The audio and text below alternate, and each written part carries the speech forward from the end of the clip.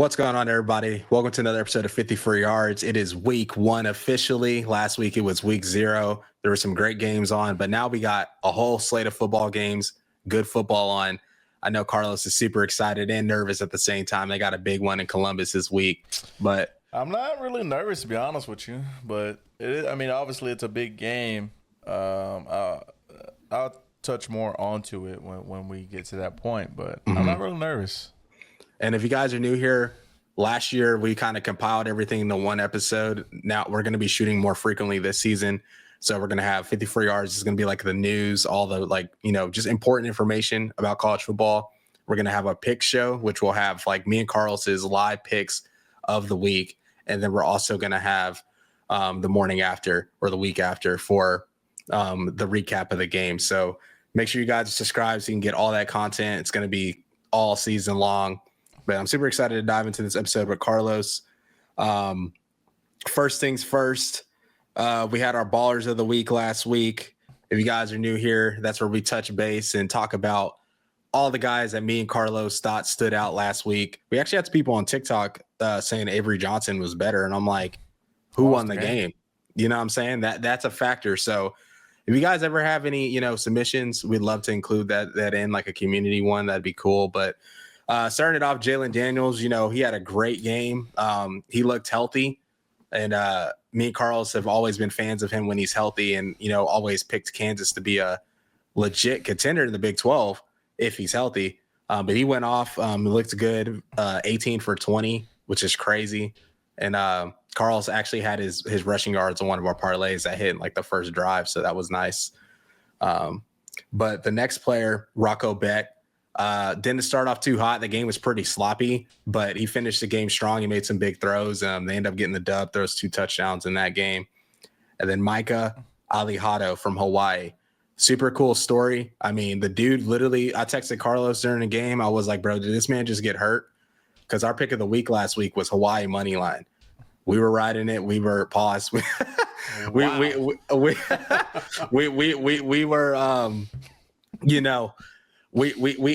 like that. We like that prop. You didn't even have to come back. You can't even come back after that. Oh my gosh! Oh my gosh! I was smooth sailing, bro, and then I get to that. But yeah, man, he riding it. All right. But he did good, man. He hurt his knee. Was literally limping, and like there was plays after where he hurt his knee and he was running around, and I'm like, bro, how? Yeah, I mean, but you could tell though, like. He couldn't throw the ball the same after that. No. Like, he could not plan on that leg. He could not use that leg for anything. Like, the power that he used to run was, like, the only power that he probably had. Pure adrenaline for that dude. But, man, he looks good. They end up getting an upset against Hawaii or against Stanford, which was huge. Stanford might not win a game this season, but that's another story. That quarterback did not look good. At all. At all. Take his unders every game. Then you have Maverick. I don't know how to say his last name, McIvo. Western Kentucky's quarterback, threw for 401 yards. He actually transferred from Abilene Christian, which I found that out. So that was cool. 3 touchdowns, 72.2 passer rating. That he looked really good. And then last but not on that game, that hit. No, yeah, for sure. It was Sam Houston took the lead, and then I looked, and then they were down by 17. I was like, yeah, going into half, they had the lead. Yeah, so it wasn't good for the Bearcats. But last but not least, on the Ballers of the Week, Jaiden Thomas, 10 carries. 147 yards, 3 touchdowns, 14.7 yards per carry. That was a crazy game. Idaho State almost did the unthinkable, but they just didn't have enough, and their quarterback had some horrendous throws down the stretch. But yeah, that'll do it for the Bars of the Week. Now we're going to jump into, some storylines real quick before we, if there's anything we need to talk about Oklahoma or Texas. But Avery Johnson's family, I know this has probably been covered, but, got a little altercation internally with the family, which I told people, I was like, I thought that was a good thing. I'd rather it be my own family than, someone else fighting. At least that's just me personally. Some families handle their business differently. That could just be a common thing they do. I don't know. But, Avery Johnson's brother and his dad, they were, throwing hands. I don't know if the dad said something or about his brother or what the case was. They were in Ireland, off the Guinness in proper 12. So they might have some drinks flowing, but I don't know. I don't think it's ever a good thing for your family to be fighting, whether it's people or their own family. But that was insane. Obviously, something had to have been said or triggered, or maybe they lost the bet, man. Who knows? Hey, that boy bet on Iowa State. He bet on his other team, but I don't know. But yeah, that was insane. At first, I thought it was just like two fans fighting. I didn't really read the description, Yeah. And then I read the description. I was like, wait, because I thought it was his dad fighting somebody else, and then I was like, oh wait, that was his brother. All right, so that's what we're doing now, just throwing hands with the family. So, you having technical difficulties? My shit is blurry. It like does this auto. It like loses focus. I'm definitely gonna get a new one soon. But yeah, that was insane. That's the first time I've ever seen that. It was insane, bro. It was absolutely insane. In other news, Oklahoma, we got to commit this week. Trayvon Richardson, 3-star out of Florida. The dude is like 295, 6'2" already. But he was like a former 5-star, and then he reclassified down. And once you reclassified down, and he moves around a lot in high school. If you guys don't know, you bounce around a lot. And as an athlete in high school, going to different schools, you get docked in the recruiting process. Like, it's just like a thing in the community or the politics of it.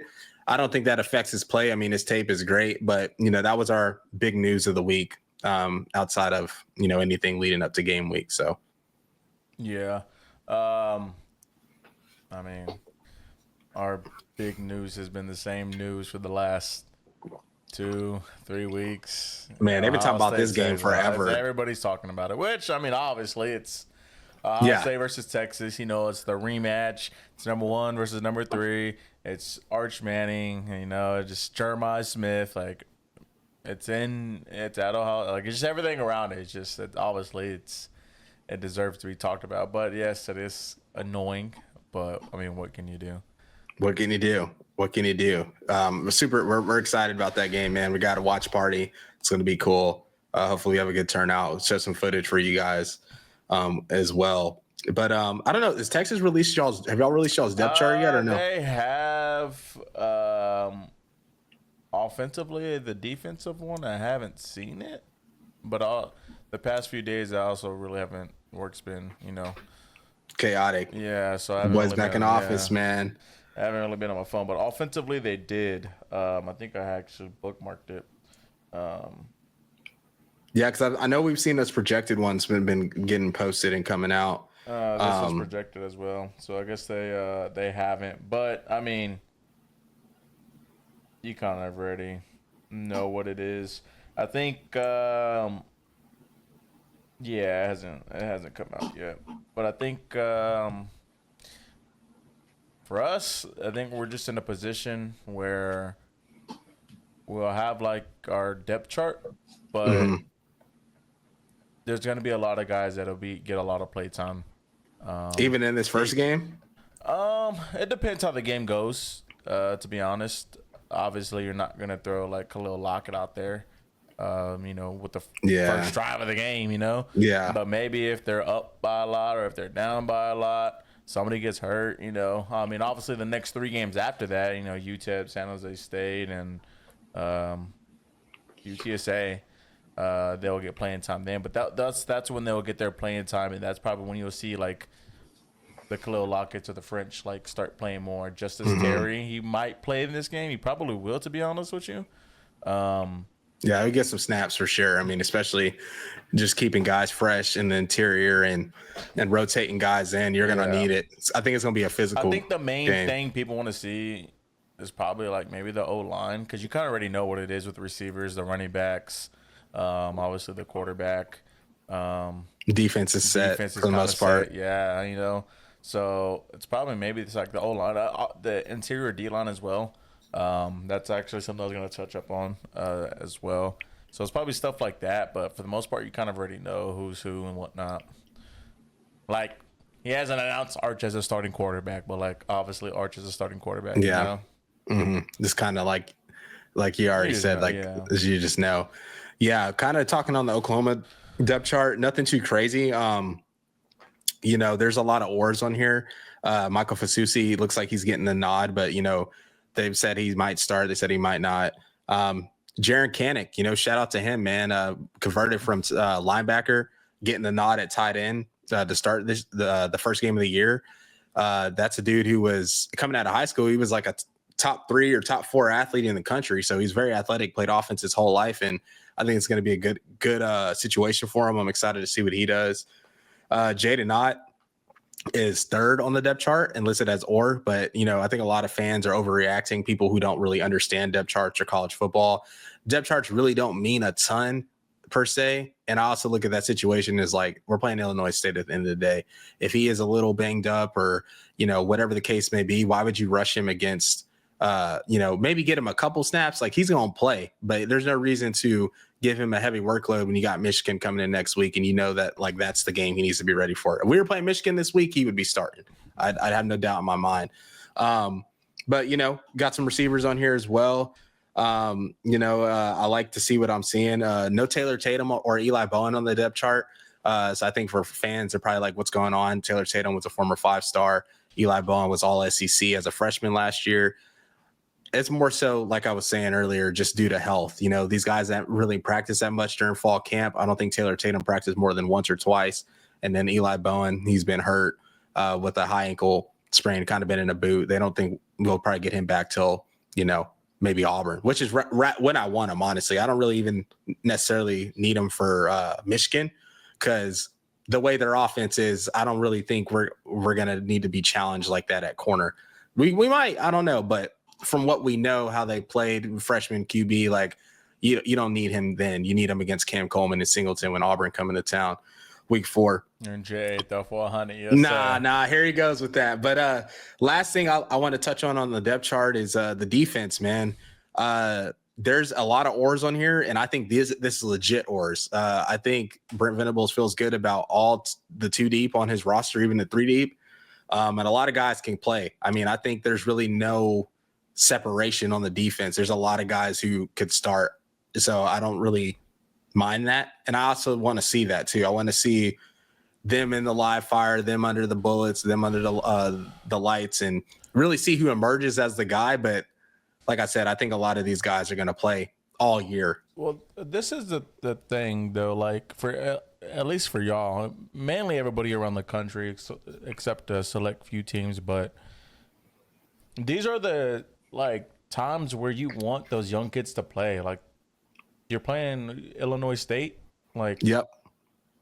Who's Illinois State? Like, that's a game where your second string should still be able to win convincingly, Mm-hmm. So these are the time where like you want those young guys to get in and play, get reps, get acclimated to college football. Obviously, it's not anything close to like an SEC or a bigger game like a Michigan game, but like you at least get on the field and like experience the speed and whatnot, because it is going to be different from high school, whether the team's Alabama or Illinois State, it's still going to be different. So that you shouldn't really take a depth chart too seriously. Like for us versus UTS or San Jose State, like if you see 2 young guys, I would say Lockett and French. Mm-hmm. Like if you see those starting as number 1, like I'm like, oh my God, what happened to DeAndre Moore and Ryan Wingo? It's like, bro, these guys, it's good for them to get on the field and get some reps. So like a depth chart shouldn't be taken that seriously week 1 versus an opponent like that. Exactly. And like, to touch on what you were saying too, with like the depth chart, like these and those young guys, potentially playing for Texas, you have 4 red shirts or 4 games to redshirt in. So it's like, get these guys reps now. And then, maybe, like a big game like Ohio State or Michigan for us, maybe you don't play them because you want them to either play in these other games. And then if you need them later in the season, they still have that like cushion game that they didn't play in early to, get redshirted and stuff. But that's what they're for. Like, for example, like Michael Hawkins this year, they're talking about him potentially redshirting if Mateer can stay healthy. And like, I want him to play and get snaps. But at the same time, in a situation like that, like, I wouldn't have been mad if Mateer, only plays like a half this game and Hawkins plays the next half or whatever the case may be, just to keep those guys, engaged and knowing that they're going to play. It's good to keep your teammates engaged and your team engaged. But yeah. Next topic on here. Like we said, man, it's more news will be coming up. So this might be a shorter episode, but we're about to get into the thick of it, man. Week 1. We're about to get into the thick of it. We're about to get into the thick of it. Every week is, a great week. So yeah, they actually this chart came out, or this like screenshot came out. It was like a survey based on players in college football and like the NIL money they're making. And me and Carlos have already, kind of talked about this in the past, but just to list it off, quarterbacks are making anywhere from $1 to $2 million on average. Running backs are making $300K to $700K on average. Wide receivers $400 to $800. Tight ends $200 to $400. Offensive tackles $500 to $1 million. Guards and centers $300 to $700. Edge rushers $500 to $1 million. D tackles $300 to $800. Linebackers $200 to $500. Corners $300 to $800. And safeties $300 to $700. So these numbers, are accurate as if you compare this to like the NFL, this makes sense. Like for the positions that are making the higher money, like that's just how it is in the league. The more important positions are going to get paid more. But it is crazy though on the low end, like even for like a low end tight end, $200K, like that's crazy, especially if like a group of 5 school is paying like a tight end that. Wild times. Yeah. So. I mean, I would love $200K. I would love $200K if I'm on the bench. Man.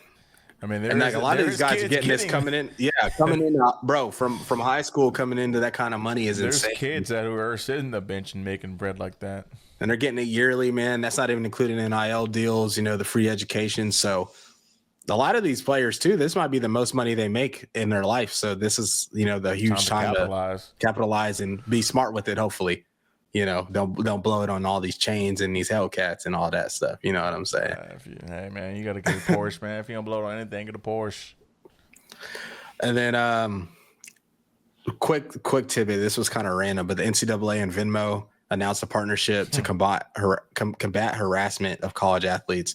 And then they used the John Mateer and Arch Manning on the thumbnail because their Venmo transactions were being posted on Twitter after the whole Mateer money line scandal, so we'll see like what that really means. I don't think it means too much, but I just thought it was funny to just throw into the notes.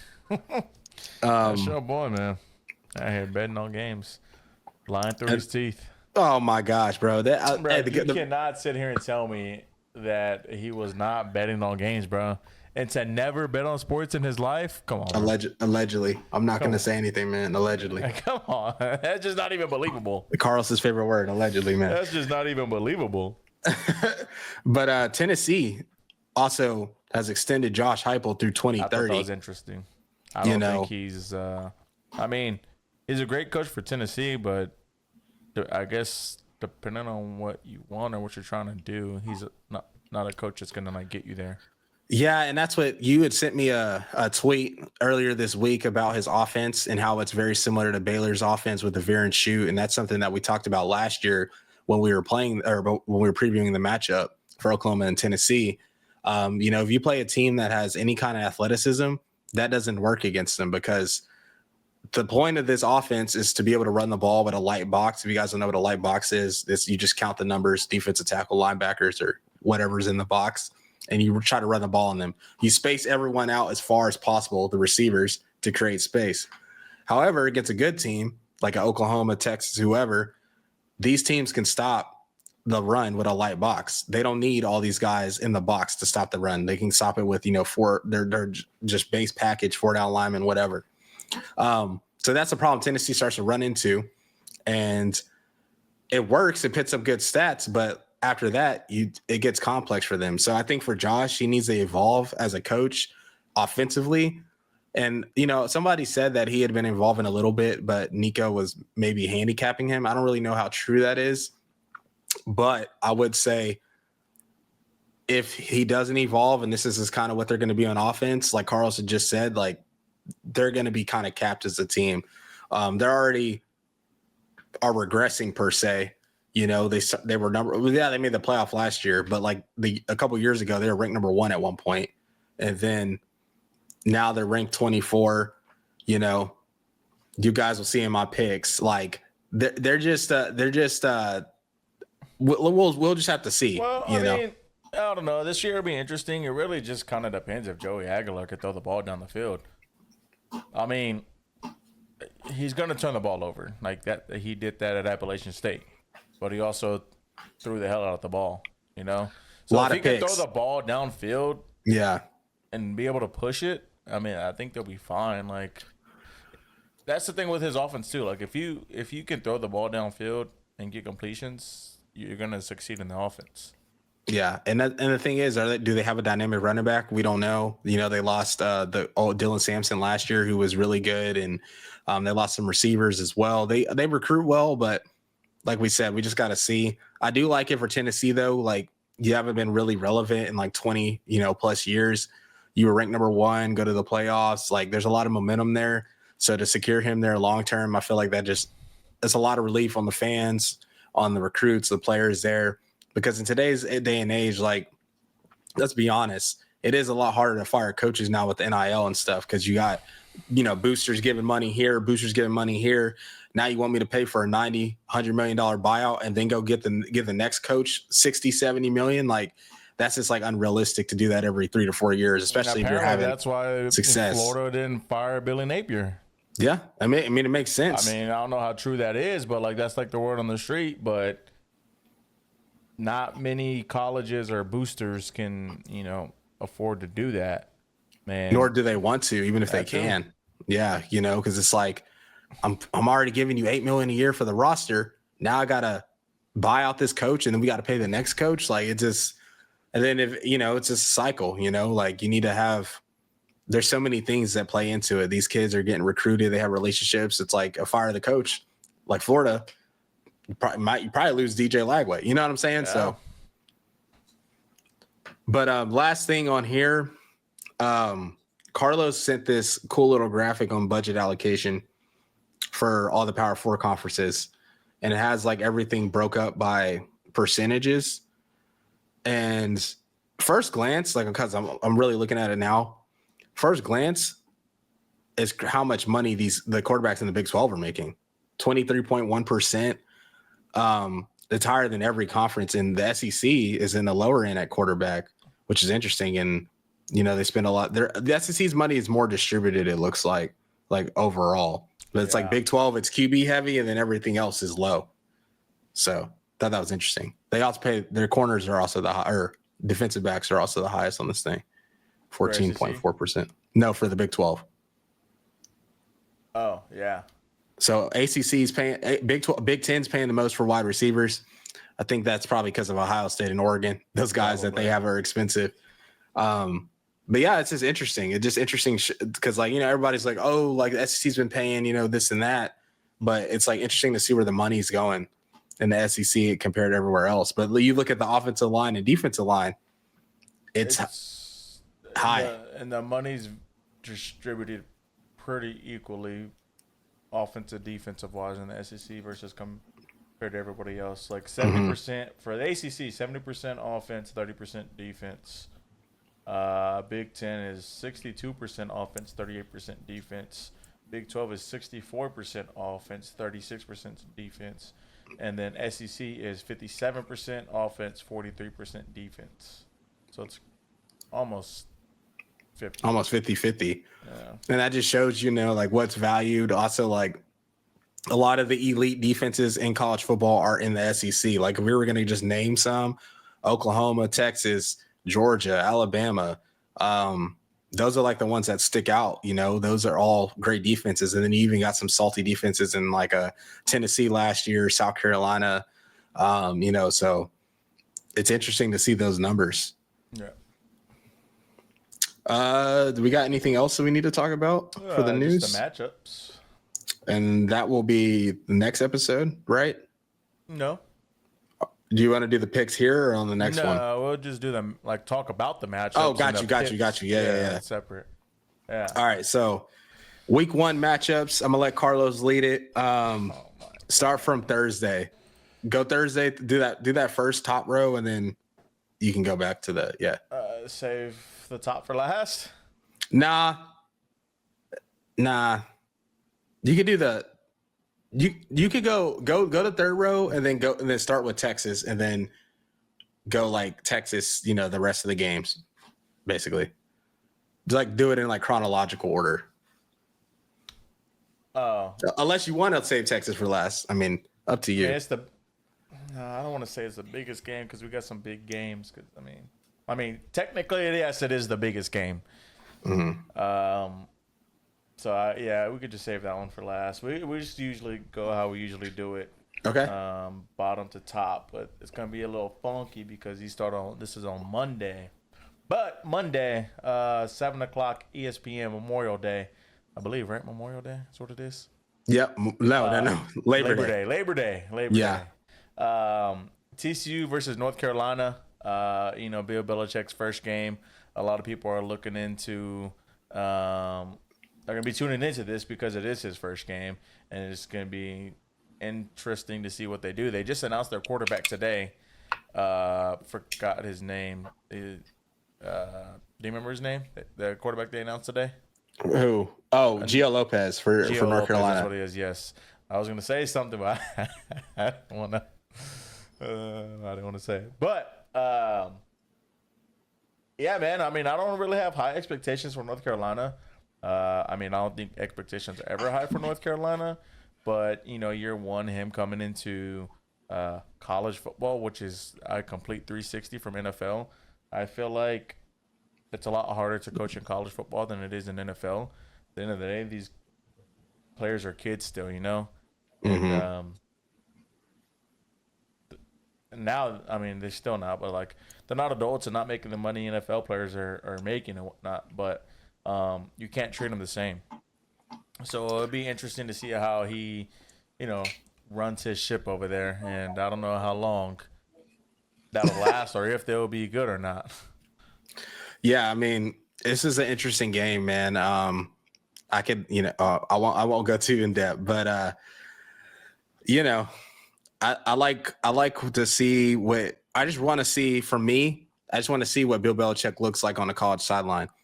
What you can expect from a Bill Belichick team is they're going to be well coached, they're going to be disciplined, they're going to play a great defense.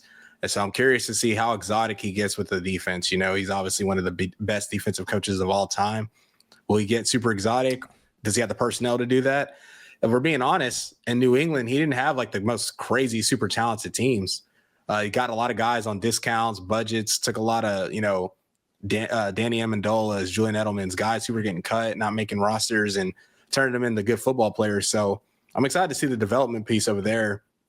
And I think TCU, this is the team, has been up and down since that Natty run. But I think this will be a year where Sonny Dykes will have a good team. The Big 12 is wide open, and they got a really good quarterback. Josh Hoover, he picks up a lot of numbers, good player. So this should be a fun matchup, man. I think this is a great matchup to cap off the weekend.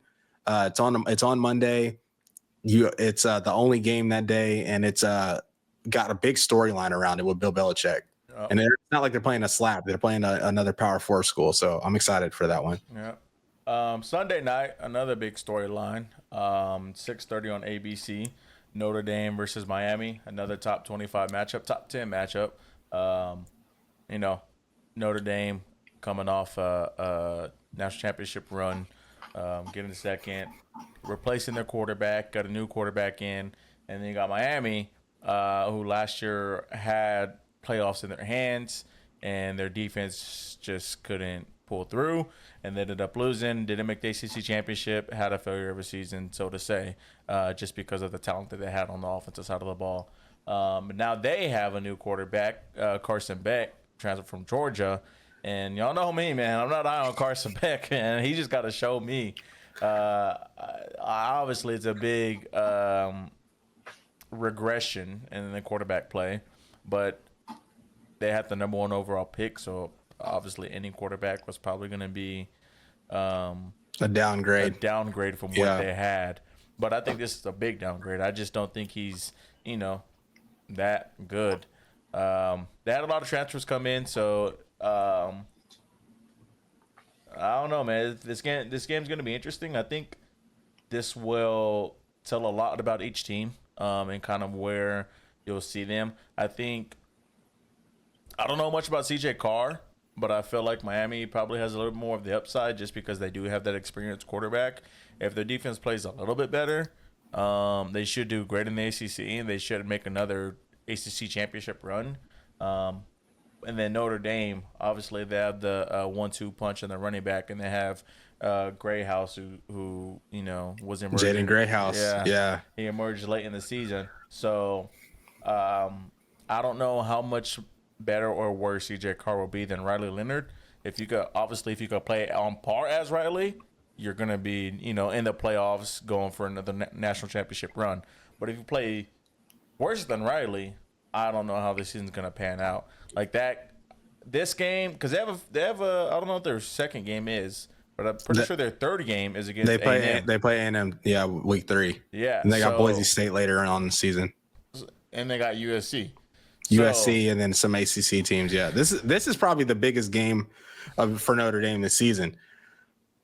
Yeah, because I mean, if they don't win this, they can still make the playoffs, but like. This is like a resume booster, so they need this one. Miami could go win the ACC and be all right.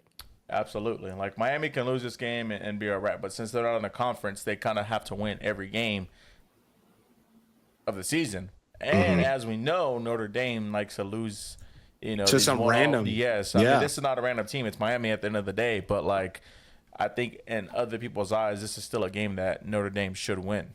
Yeah, last year we saw them beat A&M and then lose to Northern Illinois or Northern Iowa Northern Illinois. Yeah. So it's like, and Marcus Freeman, he lost to Marshall. I think he's a great coach, but he's had these just like head scratcher losses that didn't derail their season last year, but they can't slip up if they lose this game. They can't have one of those. So yeah, I actually thought of a question I had for you. Talk to me.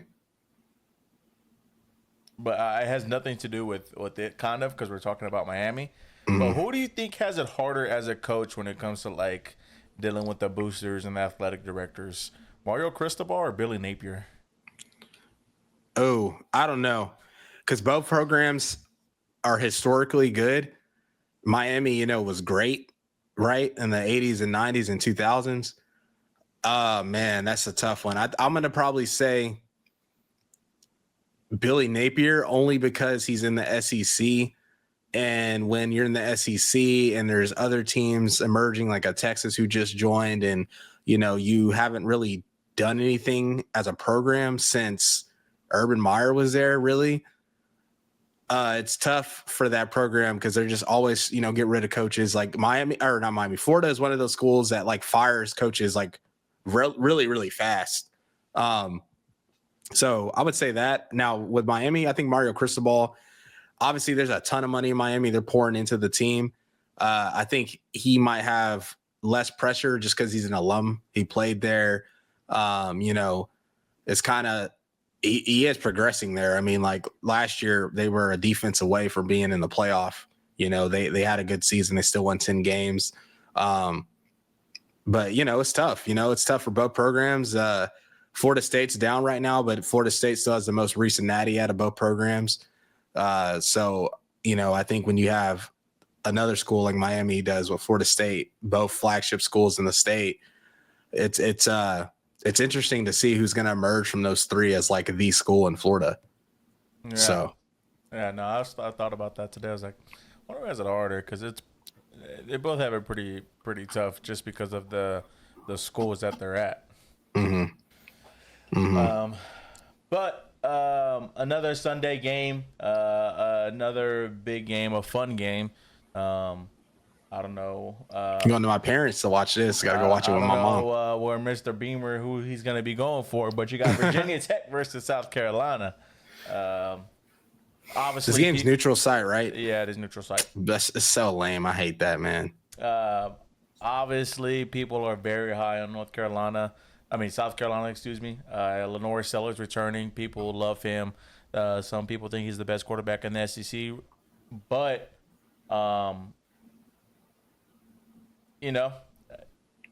it's a new season. They lost a great defensive player. They still have one of the best defensive players in the SEC, but they also lost their running back, Rocket Sanders. They lost a receiver too, no? Yeah, they lost a receiver. Yeah. Yeah. I don't know who it was, but I know they lost someone. But they still have Nicholas Harbor, who should, this is his third year, so he should. So it'll be pop interesting to see what they do. I mean, I think South Carolina will probably take care of business.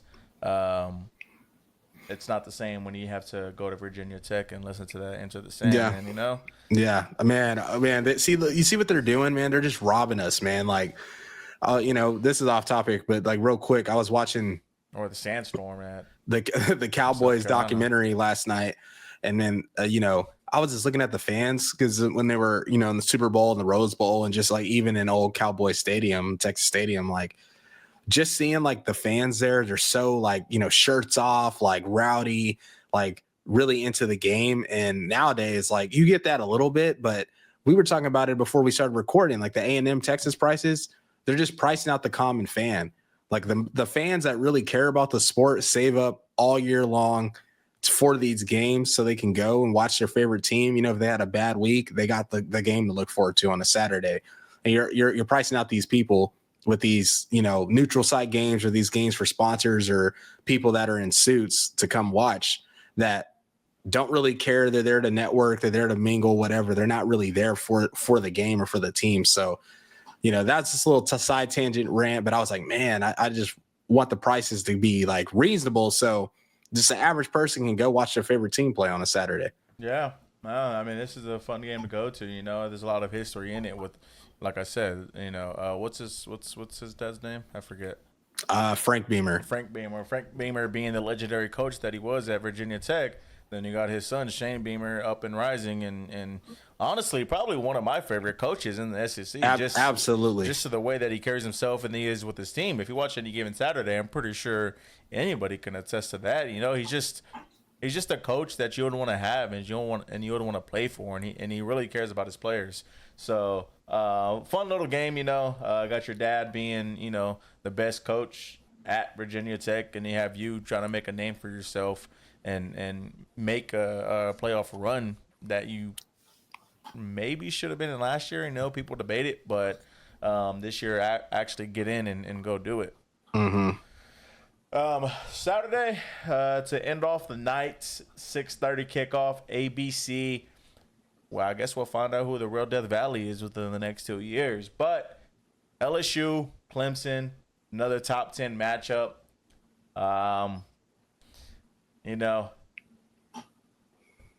This is going to be a fun game. I want to say it's going to be a shootout, but I also don't know at the end of the day because Clemson is supposed to, be this great team and be a national championship contender and have this great defense. They have an electric offense. We already saw that last year. But the big thing for me is last year they played 3 SEC teams. You open up with Georgia, got absolutely bent over. You had to play South Carolina, and that was a spot for South Carolina to go maybe making a playoff run. And, even for Clemson, if they didn't know, they were kind of saved because they already had the ACC title game locked. But you go and play the last game of the season in a rival and you lose, and it was at home. Yeah. And then you go and play Texas in the playoffs. Yeah, you're on the road, but you still lost. So you played 3 SEC teams last year and you lost every single one of them. And I'm 2 out of the 3. I really can't remember what the South Carolina game was like, but 2 out of the 3 were kind of not really close. So this year, we open up with LSU, a team that is notorious for not winning their first games. And then you start questioning everything like, oh, is LSU going to be good this year and all this and that. Yeah, Brian Kelly, who is not winning the first game and big games, mind you. So this game is really interesting. Brian Kelly just came out and said they spent $18 million on the roster. So he said you're going to see an $18 million team and see what they look like.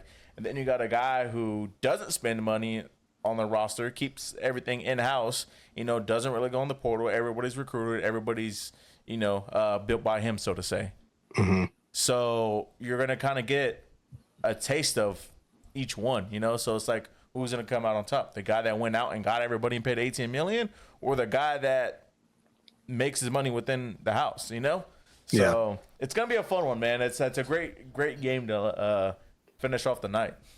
Yeah, bro, I'm super excited about this game, man. My sister's at LSU. Shout out to her, man, doing Tiger TV and all that cool stuff. And, you know, go Tigers, man. And this is who's the real Death Valley? Both stadiums named after Death Valley, you know, like this is a big game. And, you know, I'll bring this point up after the next two games because it's a super crucial point that I wanted to hear your thoughts on. But the game is going to be super interesting because I really do think that this, outside of the Texas-Ohio State game, which we'll preview, this is the game where there's less question marks. Like the Ohio State-Texas game, you have really good teams, very talented teams, but a lot of question marks, a lot of uncertainty. In this game, you kind of like know what you're going to get. Both teams have experienced quarterbacks, you know, probably both go in the first round, really good wide receivers on both teams. Clemson's defense, you know, I like their defense. You know, it should be better, but they got a new DC. LSU is invested into their defense and hopefully can finally improve it because that's been what's holding them back. Point, yeah. You know, and Brian Kelly, man, if he loses his game, he's going to be 0-6 in you know, week one matchups since he's been at LSU, or 0-5, whatever the number is, and that's a problem. You know, like I don't. You know, LSU, I commend them because they schedule hard teams out of conference, but you got to win this game. But you never commend us. No, I commend y'all. I give y'all our props. Big 12, I just talk shit. I give y'all y'all's props, man. But they got this game. There's gonna be a massive overreaction from either side. I think either fan base. You know, I think Clemson. It's like, okay, we finally have the team that could compete for a natty again. What's that look like? We've also gotten handed to, like you mentioned earlier, our last three SEC teams. And then for LSU, it's like, oh, here we go again with Brian Kelly. Lose the opener. This is supposed to be the best team. He's been building to this team to you know, win the SEC championship and compete for a playoff spot. So there's going to be a lot of overreaction from either side. I don't think whoever loses this game, now it depends on how they lose. Like, yes, if a team gets blown out, okay, of course it's warranted. But I think if the game's close, which we do think it's going to be close, I don't think that's going to really, at least for people who think logically, warrant a super self-destruct because both teams should be really good still. It's an early season game. It's week one. Both teams still got their whole season out in front of them. So maybe, you know, because last year LSU barely lost and they didn't go to the playoffs, and then Clemson got blown out and they still made it to the playoffs, and that was by a down Georgia team, so to say. Yeah. So I think it's weird because I don't think an overreaction is a bad thing, because obviously I'm just using last year as an example because this is what happened to both of those teams. They both lost in week one. You obviously don't want to lose, especially a game like this of this magnitude. Mm-hmm. And I think they're in both like positions to where like they kind of have to win, because Dabo's like shown that he's not adapting. So you have to prove that you can win when you aren't adapting. But you have Brian Kelly who like is struggling to get there when he has these great teams that shouldn't be struggling. So I don't think an overreaction is necessarily a bad thing from the fans. Now, I do think that Brian Kelly needs this win more than Dabo does. 100%. Dabo's already solidified his legacy. He won 2 natties. It's not even Clemson's it's everything that's evolved around Brian Kelly. You know, like he's never won a natty, and he's deemed as this great coach. But like you can't win your season openers against these great teams, so it's kind of like how can we continue to label him as a great coach but can't beat the great teams? And he's like a James Franklin. Yeah, like we always give all this crap about James Franklin. Mm-hmm. But I was listening to Josh Pate the other day. They say James Franklin's overrated. And he was like, how can he be overrated if he's not rated over anybody, that's great? And he thinks he's rated perfectly fine. Yeah. I think Brian Kelly's like Brian Kelly should be the one that should be named overrated, in my opinion, because he's had these great teams, but he's done nothing with it. Even at Notre Dame, he didn't do anything with it. Yeah, get to the playoffs, get blown out. Exactly. Get to the Natty against Alabama, get blown out. Exactly. Yeah. So I think it's okay for Dabo to lose, but not Brian Kelly. I think he needs this game way more. And I think I don't know, man. It's just tough because like they'll lose this game. They're just so weird. They'll lose this game and then they'll go, I don't know. I'm just using y'all as an example, okay? Just because I know that for sure that I'll use Alabama instead. Well, they play South Carolina and Florida. And I was gonna say I'm saying like they'll lose this game, right? Like just theoretically, they'll lose this game, and they'll go on the road and just beat Alabama like it's nothing. And it's like, why can't you just keep this consistent? You know? Mm-hmm.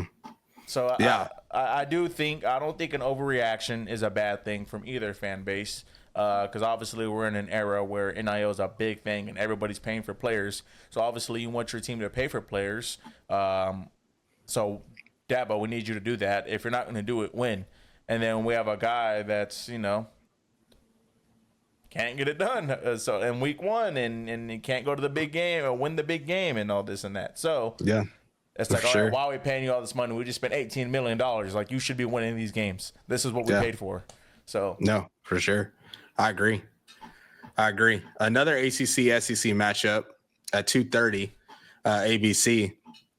Alabama and Florida State. This will be a super interesting game. More so just because there's a lot of question marks kind of with both teams. Alabama, they should be better offensively because they actually have a quarterback that they think can actually throw the ball the way they want to. We know DeBoer is really good with quarterbacks and offensive players.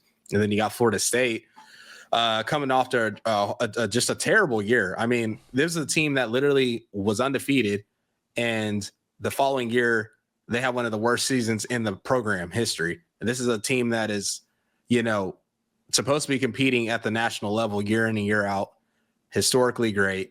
So this is a big game for both coaches, per se. And, Florida State, they went into the portal. They got Squirrel White from Tennessee. They got Deuce Robinson from USC. And then they also brought in Thomas Castellanos from Boston College. And, they kind of feeling themselves, like Norvell's kind of, talking a little bit. You got Thomas Castellanos, talking a little bit. And I'm curious to see what that does for the matchup, because this is a game where on paper, Alabama should just take care of business, run away with it. The spread's 13.5. We'll talk about that a little bit later. But I really, am just curious just to see what Gus Malzahn does now that the offensive coordinator at Florida State. He's obviously, this isn't Nick Saban's Alabama, but he's had success against Alabama when he's the head coach at Auburn. So he's not going to be intimidated whatsoever calling plays against this team. And he has a running quarterback, which is what he likes. And then you also got, Alabama going on the road. Like I was talking to Carlos, it's going to be an electric atmosphere. It's the first game of the season. It's in Florida State in Tallahassee. They're going to, they got a little, energy, every team does at the beginning of the year. So it'll be a tough place to play. But, outside of that, I'm really just excited to see what the offense looks like for Alabama now that they have Ty Simpson. How is he going to do though? Right? Like, is his leash going to be short? They recruited Keelan Russell from Alabama or from Texas. Very, very highly rated recruit. This is DeBoer's guy. Ty Simpson isn't DeBoer's guy. So if it gets ugly or if there's some struggles, will we see a Keelan Russell in this game? We don't know. So it's going to be an interesting game. I think it's being overlooked a little bit, just because of the slate. And then you obviously got the Ohio State Texas game in the morning. So everyone's going to be kind of talking about that. But this is an important game for both coaches. Like whoever loses is going to really be facing some pressure. Norvell, it's Absolutely. Like you haven't had good seasons. You had that one anomaly good season.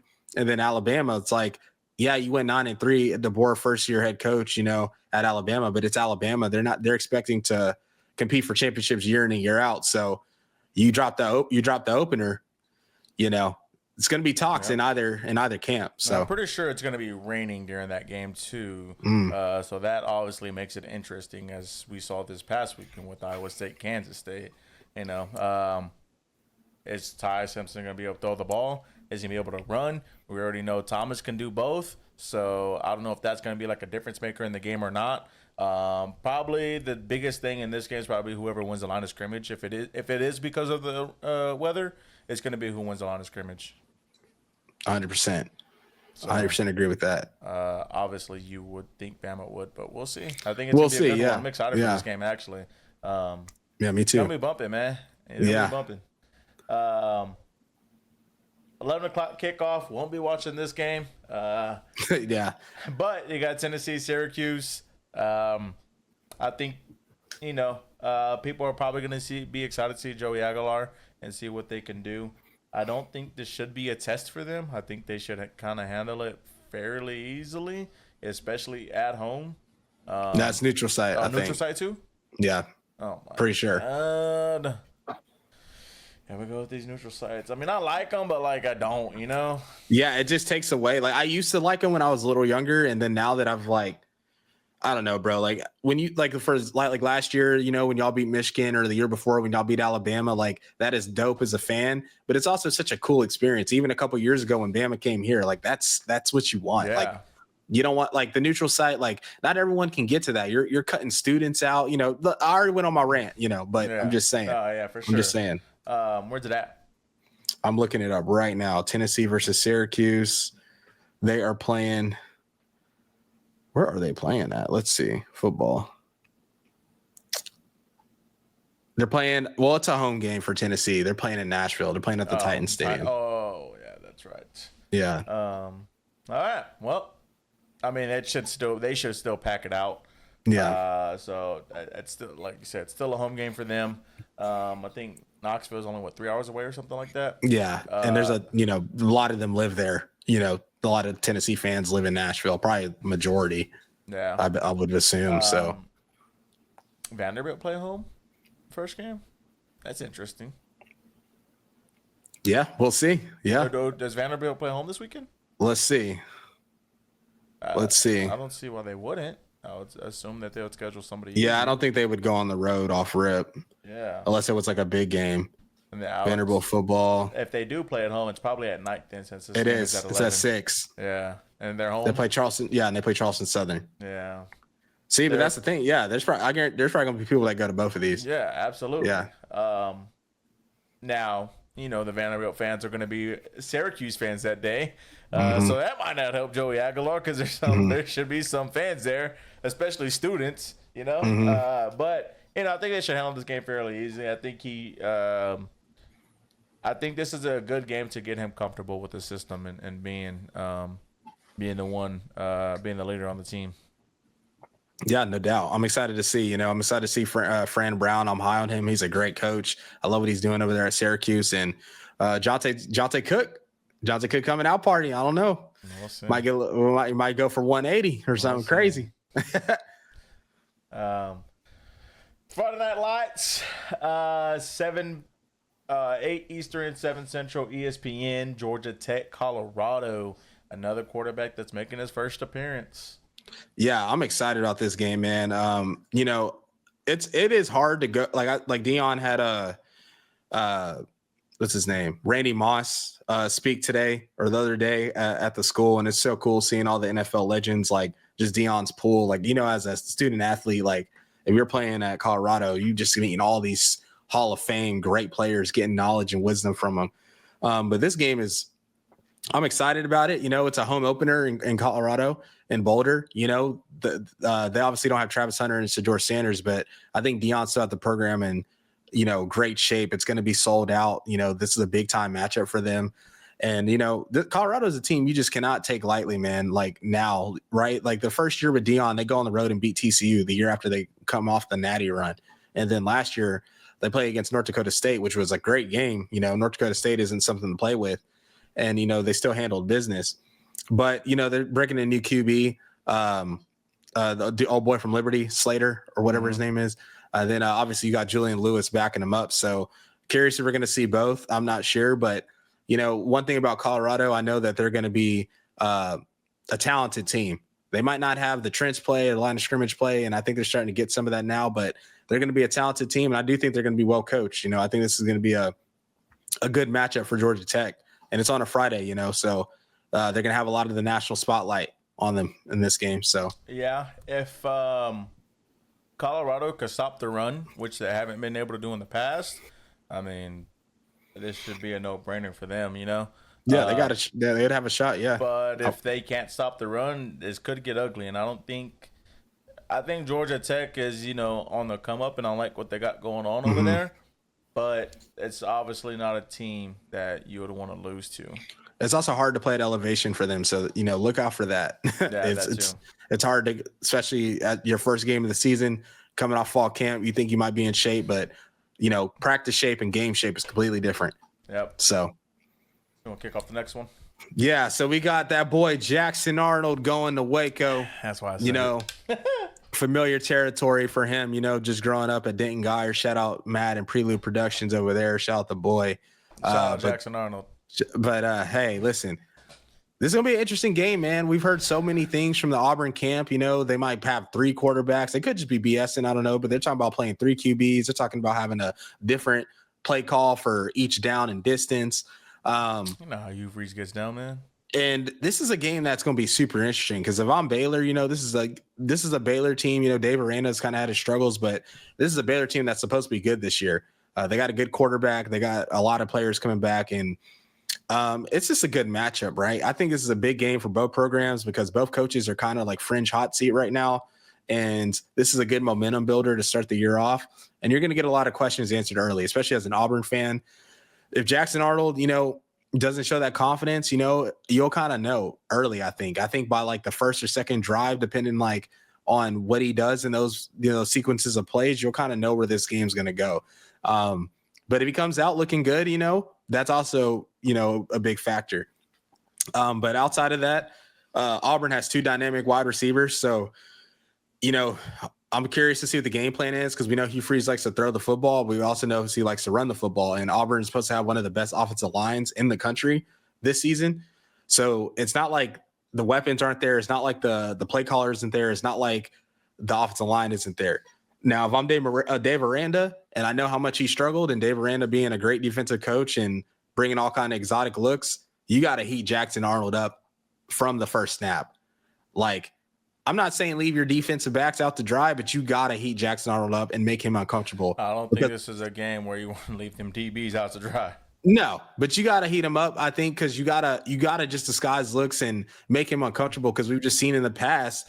It just takes one play, though. You heat him up. Just say it's the first drive. Yeah. You heat him up, and they take a slant to the crib or just, something quick to the crib. It's like, all right, let me not do that again. Yeah, true. But I think you got to take the risk just because you know what he's done in the past and how he's shut down and the confidence thing. If you can just rattle him, even if you're just, just make it uncomfortable. Like, I think you just got to do that if you're Baylor. Just because we've just seen in the past. Now, if they do that, and even if he gets rattled and he comes back, kudos to him. I want him to do well. I actually want Auburn to win the game. And, I want Auburn to win the game too because it's better for us. We play them week 4. Yeah, stop. I'd much rather them be undefeated, potentially probably ranked. Y'all don't coming listen into Norman. To this man. He's hate watching. I promise y'all, he is. No, I'm not hate watching. I'm not hate watching. I heard he wanted them to lose. I heard he. I'm actually not hate watching. I've heard differently, y'all. See, man, better for us. We play Auburn, not Baylor. Oh yeah. Now it's better for y'all. So that's on camera. But off the camera, they'll see my just look a little differently. They'll see in my pick show what I say, man. Like what my final decision is. But my overview pregame analysis, that's just kind of what I got. Yeah, man. I mean, I think it's a great game for both programs. I think this is a really it sucks that this game is on a Friday, but it also doesn't because it's kind of giving it its spotlight. Yeah. I think this game is going to get more views than the Georgia Tech Colorado, which also sucks for that game. At the same time, I know. I'm about to be on the YouTube. Yep, and they just made that deal. Let's go. But I mean, this is a great game to kick off your season, and this is a team that could play for the Big 12 championship, and this is a team that has a possibility to kind of make a run in their season and maybe be in talks for playoffs. They have the talent, they have the personnel, but the biggest thing is Jackson Arnold. Does he be able to get it done? If he looks like the 5-star everybody wanted, absolutely, this team's gonna be dangerous. Yes, bro. They were dangerous last year when their quarterback was decent. If like you said, if he's not a dual threat, but he still can beat you with the legs. Oh yeah, I mean, ask Alabama. Yeah, like, so this could be a very, very, very dangerous team. So this is a big game, and this is. I just hope it's great. Me too. I'm a huge Freeze fan, man. So I want him to do. I want him to do good. So I don't know. We'll see. We'll see. And Thursday night we got a game that's another neutral site game. It's in Arrowhead. Yeah. Nebraska versus Cincinnati. Man, did that for Travis Kelce? Maybe, I don't know, but Cincinnati. Yeah, it's this should be a good game, man. The Nebraska team. Hey, they're talking about it, man. Will Compton, everyone. This is Nebraska year 3. Matt Rule, he showed what he did at Temple. He showed what he did at Baylor. This is the year we're supposed to all come together. They went crazy in the portal. They got Dylan Raiola some weapons. And Dylan, actually, if you look at the tape, was playing good football last year, especially once Dana Hogerson really took over the play calling duties, really kicked it into a second gear. So I'm excited to see his development in his second year starting. He's already played a lot of football. Like, I think that's a lot of things people don't realize when you've played whole season already 13 games. They went to a bowl game last year, got those starts. That's a lot of football, man. And now when you pair it with the talent and hopefully more weapons in the personnel, Nebraska should be, really good. This is a team a lot of people are jumping on late to potentially make the playoff, because the schedule, the way it lines up, if they can win this game, and then obviously they got Michigan early, everything else is kind of, very winnable for them the rest of the way. But Michigan week 4? Yeah, week 4. But they got Matt Rule. He started a podcast, right? I look at it like this: you don't start a podcast if you don't think you got a good team. You don't want to have to show up on there every week and then got people in the comments talking about your team. So I thought that was kind of interesting. Okay, maybe he's got a little confidence that we don't know about. Then we also saw a graphic today. This dude on the team talking about we're gonna be having people stand out their wheelchair. So I'm like, okay, I like that. I like that. Yeah. So we gonna see, man. And outside of that, Cincinnati, Brendan Sorsby, he's not a bad QB, but he's not like great by any means. Yeah, no. But I do think Cincinnati has a physical team. They got Tyree Walker, who transferred from Oklahoma to Wisconsin, now to Cincinnati. And he's a good back, man. Like, he's hard to tackle. And I'm curious to see like what this game looks like. We know Nebraska lost a lot of people on the defensive side of the football last year. So can they replace them? But this is a good game to kick off the season. Later kick, it's at 8 Central Time. So later than normal, but me and Carlos are tuned in. We're going to be watching this. We're going to be talking about it. So, yeah, I'm excited just to see what Nebraska looks like in year 3 in Matt Rule. I mean, Nebraska should win this game. If people are talking playoffs about them, this is a game that you should easily win. Y'all know me and Patrick Mahomes Jr. Like I'm not really that set on him yet. He just got to show me more. It's the same thing, similar with Avery Johnson. I've always said, like, I just don't think he's that good. He just has to show me, and he still hasn't shown me. Yeah, some of y'all might think he played well, but he lost the game. Like, I don't know. Like, he was kind of careless with the football. Yes, he had opportunities to go and win the game, but it also seemed like when the pressure got to him, he kind of shriveled up. Mm-hmm. So I don't know, man. He just has to show me to be a 5-star and be talked about highly of. It comes with a different pedestal, as we know with this game that we're talking about next, and these pedestals. Finally, we're here. It's the talk. It's been talked about forever since the last game ended. Forever. We're so excited about this one. This is the rematch of the semifinals last year, where Ohio State got the victory last year. And this is a massive game, man. This is a massive game just because these teams could play again in the playoffs. It's possible. These are two of the perennial teams in college football right now, and two of the favorites for the title.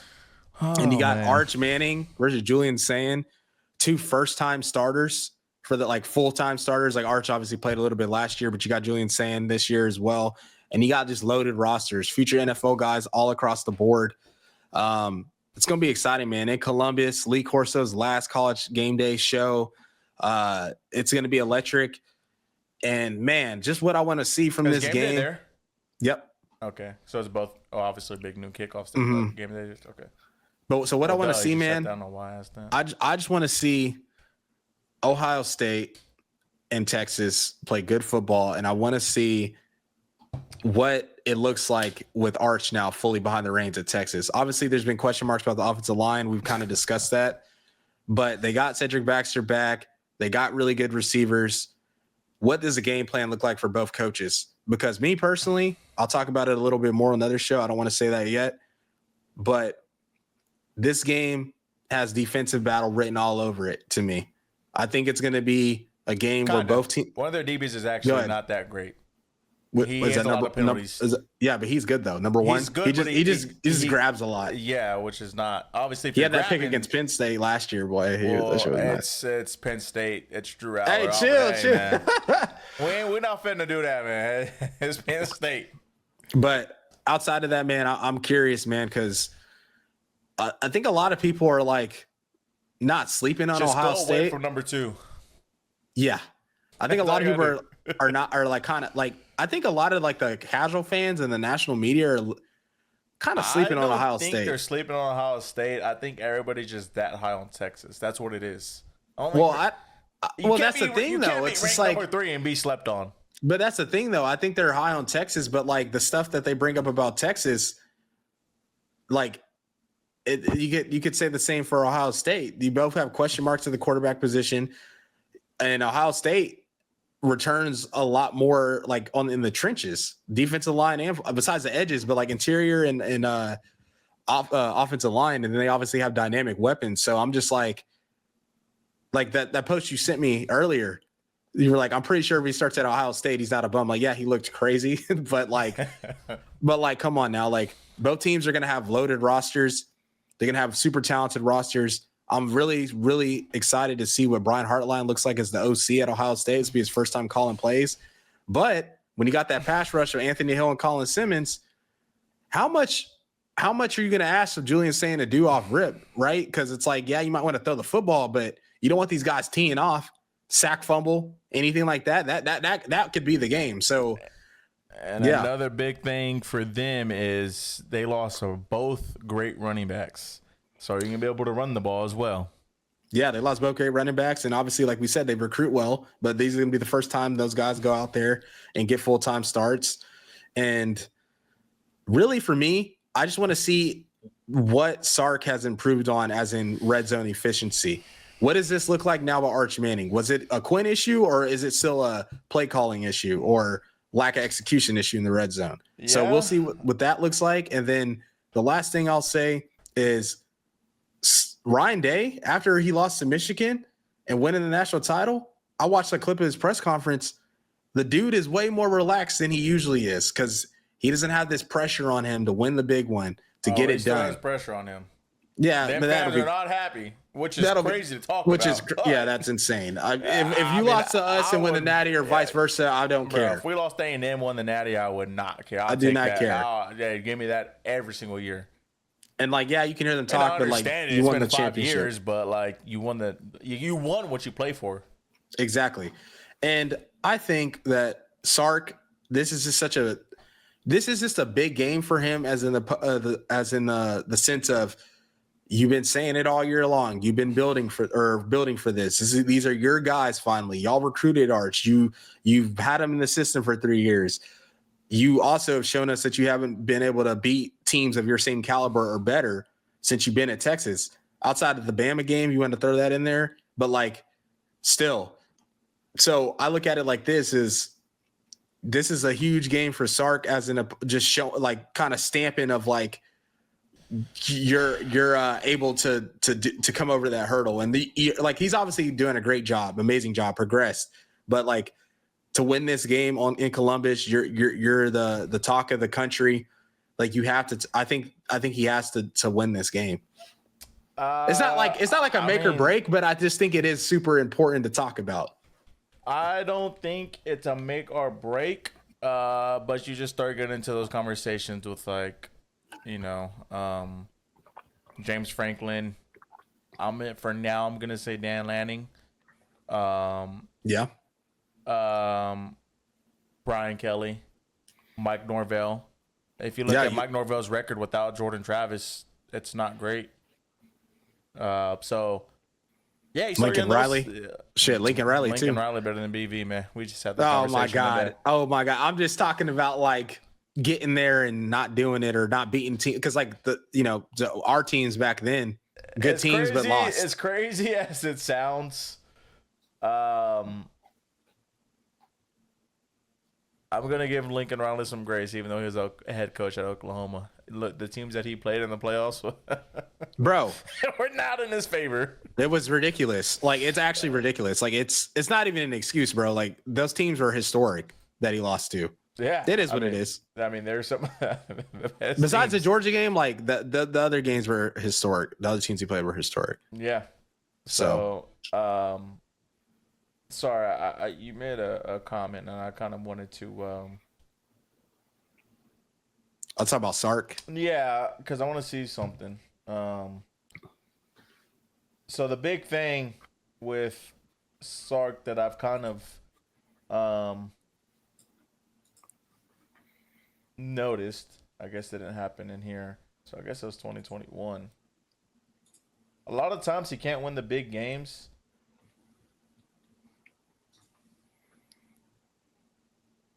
Damn. I feel like a lot of times he can't win the big games is because he doesn't have a running back to do so. And I feel like when he has had the running back always found somewhere to like get hurt. And I feel like our biggest thing is being able to close games. Like, we'll have the lead, and then we just can't close the game, and it always turns into like a nail biter at the end. And I feel like if you have a running back who can, milk the clock, get positive yards, whether if he gets stopped or not, he's going to get you a yard or so, just falling forward. That helps a lot. Mm-hmm. Especially last year, in the year before that, Trey Wisner wasn't an every down back last year, and you had him. I mean, yeah, he had 1,000 yards in the SEC, but like, he's not built for that. Jaden Blue isn't built for that. They're built for being in space and making people miss. Mm-hmm. But you got Christian Clark, T.J. Baxter, Jared Gibson, who are your power backs. But 2 out of those 3 went down. Mm-hmm. And then C.J. Baxter is probably the best all around. Yeah. So you had 2 out of your 3 running back power backs go down, and you're left with 1. So obviously, when 1's in there, you know what's going to happen. They're going to try to run the ball and run it up the middle to get yards. So what are you going to do? Stack the box. So I think that's kind of been that's hurt Sark as well. Hopefully everybody stays healthy this season. Obviously, yeah, you don't want to wish injury upon anybody, especially from my team. No, for sure. I feel like, you don't. With CJ coming back, with Christian coming back, I feel like if we can run the ball and control the clock, I think that's what gets us over the hump. Yeah, I agree. I think that's going to be interesting to see, just the way y'all call plays, because as a QB, we've seen Arch hold the ball long and take sacks or force it in the coverage, and it'll learn with time. But what's Sark going to do? They love to run screens there at Texas, so it's like, are they going to run plays like that, or hey, Arch, you got the check down, hey, you got the hitch, just throw it. If it's open, throw it, get completions. Nothing frustrates a defense more than completions. Trust me, I would know. As a former defensive back, even if they're just getting 7-yard chunk plays, 10, 12, just small completions, it just gets frustrating over and over again, because you're just seeing constant success from the offense. So I'm curious to see the play calling from both teams. Like we said, I don't know if they're going to kind of feel each other out kind of deal and then kind of let it loose, or are they going to just go for it off rip? I feel like the play calling is going to be different for both ends. I think Ohio State's probably going to be more of a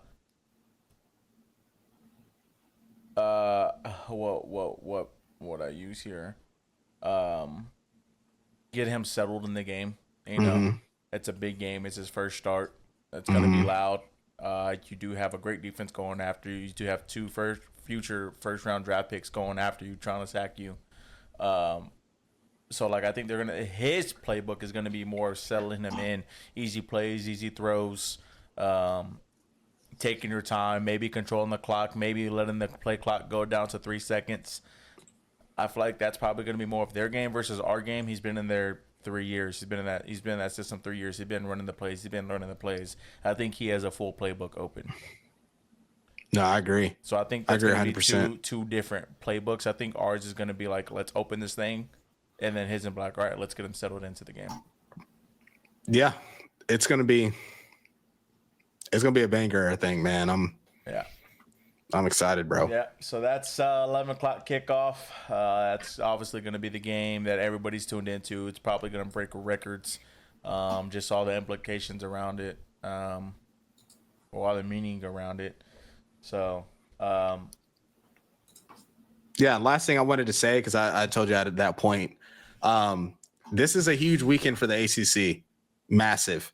As we've seen in the past, now, especially with the playoffs and these strength of schedule things and all these metrics, like they can make a statement if their teams can pull off some upsets and win and, do good in these games, or it could get real bad if everyone from the ACC loses. Yeah, I'm at 1, 2, 3, 4, 5. Because like the only one you probably say a team is favored in is probably, well, you got Clemson, Miami. I think Miami's a little favored, and then Georgia Tech, but like everyone else is not favored. And obviously like Miami and the Clemson game are more so coin flips, so it's like, say you like lose the games you're not favored in, and then, one of the big dogs gets dropped. It's just not going to look good for the conference at all. So huge weekend for the ACC. I don't think that's getting talked about enough, because these are what they use, at the end of the playoffs when they're comparing bubble teams and conferences. This team in the SEC went 9-3.